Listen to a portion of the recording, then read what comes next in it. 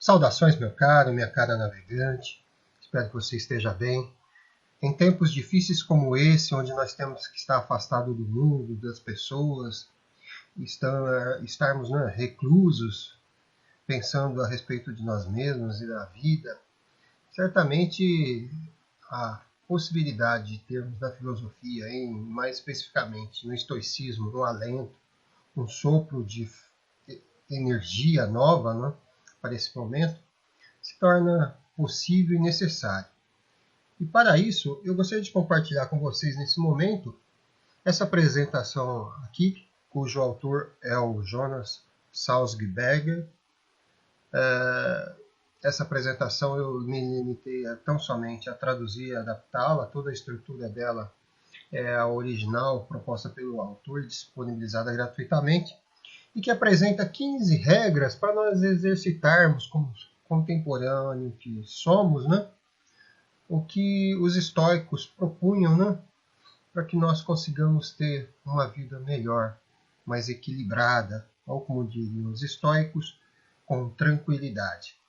Bem, para começo de conversa, o autor inicia essa frase aqui: não explique sua filosofia, incorpore-a. Ou seja, não pratique uma filosofia para os outros, tão somente para que os outros busquem fazê-la, mas pratique a filosofia para si mesmo. Faça com que ela seja você, faça com que ela seja parte da sua vida, ao invés de um mero discurso para convencer, né, outras pessoas ou demonstrar eventualmente a sua, entre aspas, sabedoria. Não? Convite muito interessante, diga-se de passagem. Não? Bem, essa apresentação, então, como eu disse, o autor posiciona-se, né, mostrando que a filosofia, ainda que seja antiquíssima, até hoje ela é revigorante, ela pode apresentar contribuições muito significativas para que tenhamos uma vida feliz, né? E nesse sentido, o autor, então, vai se dedicar a apresentar as 15 regras. Vamos para a primeira? A primeira é essa daqui: pratique a arte de viver como um guerreiro da mente. E bem, o que seria essa ideia de guerreiro da mente? É que antes de querer desbravar o mundo e vencer o mundo, nós temos que governar e nos autocontrolar e vencer as mazelas e medos e, enfim, os desafios internos de nossa própria mente. Né? Então, o filósofo estoico, ele não é tão somente aquele que lida com as coisas do mundo, mas ele lida consigo mesmo, com seus sentimentos, com as suas emoções.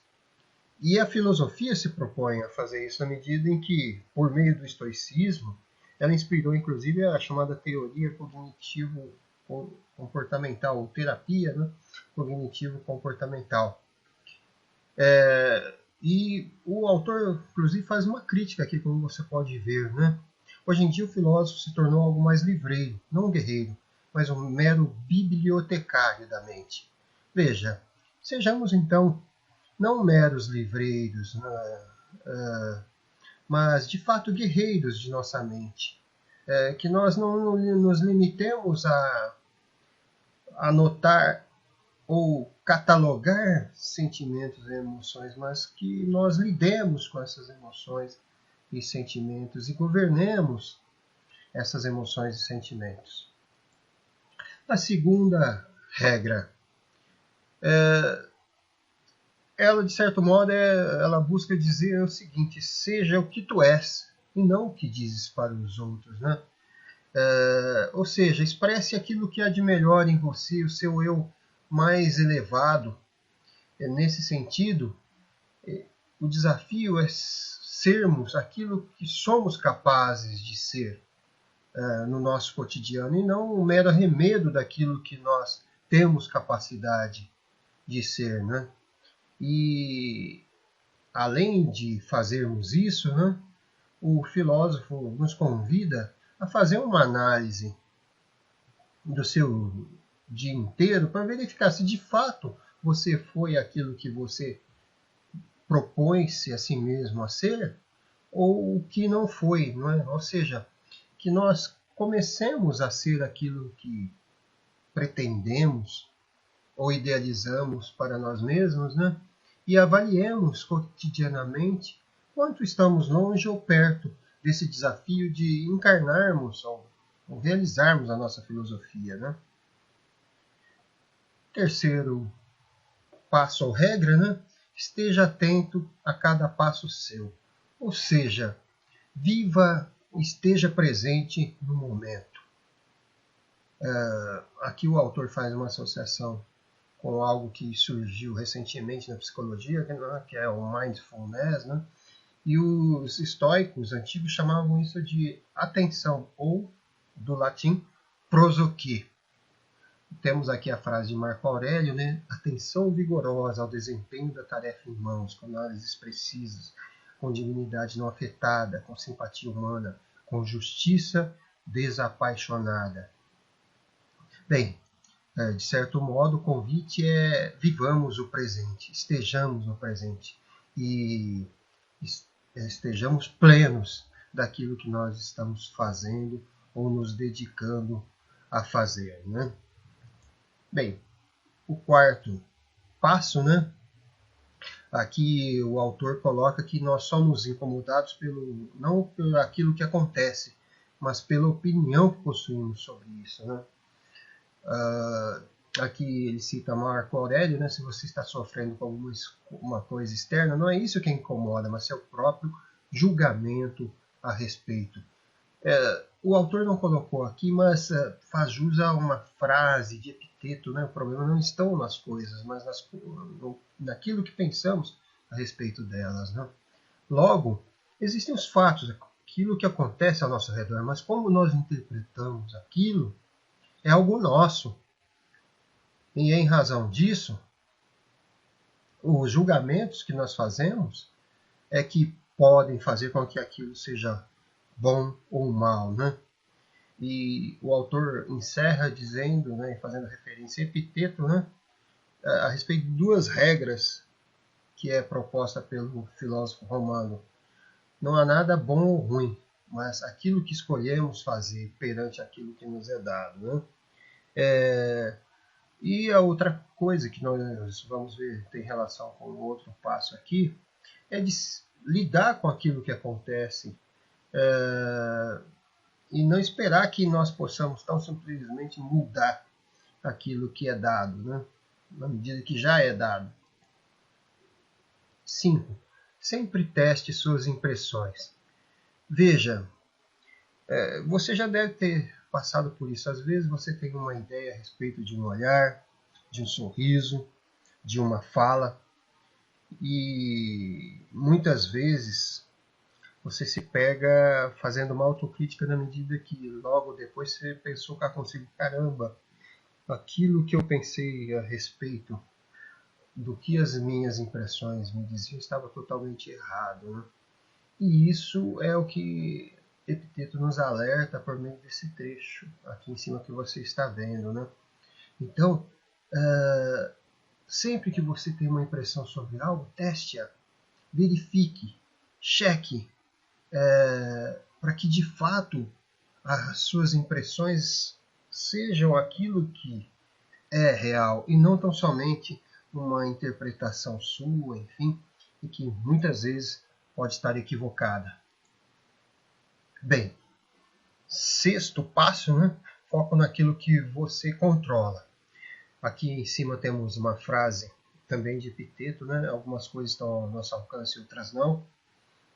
Isso faz referência à chamada dicotomia do controle, ou seja, temos que nos dedicar às coisas que estão nos limites da nossa ação, nossos desejos, nossas escolhas, nossos anseios, nossos sentimentos, enfim.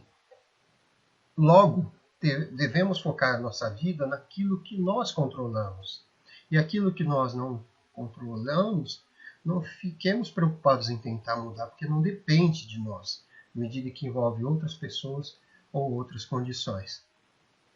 Sétimo, tome responsabilidade, né? Veja, nós não podemos atribuir ao outro a responsabilidade pelo nosso florescimento, né? Temos que assumir, entre aspas, o leme de nossa vida e não deixar que o nosso barco da vida, né, esteja à deriva. Logo, temos que, ao assumir essas responsabilidades, assumir as liberdades possíveis para o momento, né? Não culpando as circunstâncias externas, enfim, e não tornando a vida boa um objetivo impossível de alcançar. E aqui o autor faz referência a Epiteto, né? Se você quer algo bom, deve obtê-lo de si mesmo. Ou seja, não dê a chave para a sua felicidade para outros. Internalize-a e faça-se responsável por ela, né? O 8º passo. Retome seu tempo. Priorize e dedique tempo para o que importa. Veja, muitas vezes passamos grande parte de nossas vidas atentos a coisas que não são importantes. E aqui ele cita Sêneca, né, dizendo que estamos com os punhos cerrados, com propriedade e dinheiro, achando que isso é importante, né? E não pensamos na perda do tempo que nós fazemos, né, cotidianamente, e que esse sim pode vir a nos tornar pobres e desgraçados, porque o tempo se esvai, né? Logo, devemos esgotar nosso tempo com sabedoria, escolhendo com uma qualidade melhor aquilo que é realmente importante e deixando de lado aquilo que não é importante. O 9º passo, né, é lidar com o destino, com o que é dado. Veja, como seres humanos que somos, iremos morrer, iremos perder entes queridos, iremos sofrer os revés da natureza, iremos sofrer traições das outras pessoas, enfim. Então, o desafio é saber lidar com tudo isso, né? Nós não podemos lutar com os deuses, ou com a natureza, enfim, ou com os outros, né? Logo, temos que aceitar aquilo que é dado e, ao invés de tentar lutar, ou mesmo querer voltar ao passado, né? 10º passo. Haja apesar das emoções. Resista e renuncie. Veja, aqui o autor faz uma referência importante. Temos que tomar cuidado com as emoções fortes, porque elas nos aprisionam, nos deixam à mercê dela, porque nós ficamos como que dominados e presos por ela, né? E isso faz com que nós sejamos irracionais, né? E a partir daí, o que é proposto, né? Nós temos que aprender a resistir às emoções, essas emoções fortes, né? E renunciar às situações cotidianas, né? Logo, suportarmos o que queremos. Aqui temos uma referência no final, né? Suportar o que irracionalmente tememos e detestamos com coragem e perseverança. E o 2, devemos renunciar ou abster-nos daquilo que desejamos irracionalmente, por meio de discrição e autoconfiança. Ou seja, suportemos aquilo que nos é dado e renunciemos aquilo que nós desejamos irracionalmente. E por qual meio? Por meio da discrição e autoconfiança. O 11º passo, adquira tranquilidade tão logo seja possível. Então veja, aqui ele faz uma referência às questões que às vezes nos deixam encolerizados, né, com raiva, e ele faz a referência a Epiteto. Situações de cotidiano, né, um pouco de óleo derramado, um pouco de vinho roubado, né, enfim. Ao invés de nos preocuparmos com essas pequenas coisas que nos deixam em descontrole emocional, que nós procuremos buscar a tranquilidade nas pequeninas coisas, enfim, e que nos dediquemos a adquirir paz de espírito, né? Logo, temos que nos livrar das pequenas coisas que tiram a nossa estabilidade, né? Enfim, e ao invés de nos dedicarmos a ampliar e adquirir raiva, que nós ampliemos, né, e adquiramos tranquilidade. Próximo passo, né? Não reclame. e tome isso como um treinamento. E aqui ele faz novamente referência a Epiteto. E qual é a lei divina? Manter o próprio homem, não reivindicar aquilo que pertence a outros, mas usar o que é dado. E quando não é dado, não desejá-lo. E quando algo é retirado, desistir prontamente e imediatamente, e agradecer pelo tempo que um homem fez uso dele. Né? Veja, tem relação com o que nós afirmamos anteriormente, né, e que o autor citou, né, lidarmos com as adversidades que estão além de nós, né, enfim, e aceitarmos as perdas que nós teremos ao longo desse processo. Né. O autor encerra dizendo que, como os filósofos guerreiros, né, nós não nos queixamos ou reclamamos das adversidades, mas a usamos para praticar o melhor que pode ser. Ou seja, ao invés de ver numa pedra no meio do caminho um encerramento de possibilidades, nós vemos como um desafio que fará com que nós nos tornemos mais fortes, né? E façamos com que a pedra se torne parte do caminho. Né? 13º passo, o autor nos convida a eliminar o não essencial. Né? E aí ele cita Sêneca, não é loucura, e a loucura mais louca, desejar tanto quando você pode ter tão pouco. Veja, somos bombardeados por propagandas que nos consomem e nos incentivam a ter, e na medida que consumimos isso, tenhamos aquilo, outras coisas aparecem, enfim, cria-se um ciclo vicioso de desejo que faz com que nós sempre estejamos pobres, né? Por mais que nós tenhamos. E aí o Sêneca propõe uma visão minimalista, né? Nós busquemos o necessário e não o extravagante, aquilo que é exagerado, enfim. Fiquemos atentos ao mínimo que é necessário para que tenhamos uma vida boa. E aqui é muito bonita essa frase, né? Que ele resgata o autor ao fazer uso de Sêneca. E Sêneca diz que uma casa boa, ela é boa independente de ser construída com madeira ou mármore importado. E nos dizeres de Sêneca, compreenda que o homem é abrigado tão bem por uma palha quanto por um telhado de ouro. Ora, se você está abrigado da chuva, das intempéries, não importa se é um telhado com palha, ele também vai impedir que as intempéries cheguem e vai abrigá-lo do tempo. Né? Logo, o desafio é que nós busquemos aquilo que é essencial e não o supérfluo. O 14º e penúltimo, né, passo é esse: seja amável e perdoe o erro dos outros. Confesso a vocês que, enquanto traduzia esse material, eu me vi fazendo uma autocrítica e estabeleço que esse é um dos passos que, nesse momento, eu tenho mais dificuldade, né? Quando as pessoas te fazem mal, né? Ou erram e isso te traz inúmeras consequências, né? E ele nos convida à compaixão, ao perdão, né? E diz que isso é uma força que nos torna tolerantes e fortes, né? Marco Aurélio, ele cita, né? Diz que a bondade é invencível, pois o que até a pessoa mais maliciosa pode fazer se você continuar mostrando bondade? Veja, esse 14º passo, ou regra, eu confesso para vocês que é uma das mais difíceis para mim existencialmente. Não é para pouco, não é para muitos, né? E os estoicos são conhecidos exatamente por isso, né? Disse, inclusive, que um verdadeiro estoico seria capaz de sofrer a tortura de um objeto chamado touro de Falares. Era um touro de metal enorme, onde as pessoas eram colocadas dentro desse touro, e esse touro era colocado sobre uma fogueira.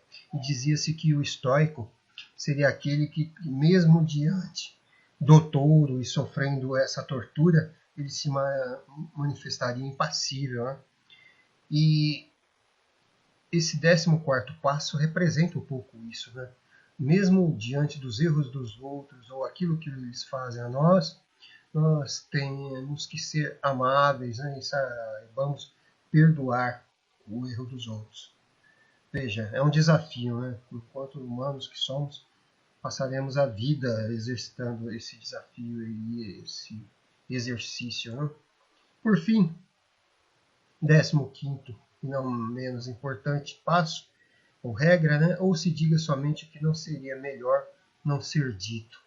Ou seja, não fofoque, não culpe, não reclame, não fale muito. Crie uma regra para segurar seu fogo, seu desejo de criar alguma coisa, uma situação, enfim. Ouça mais, né?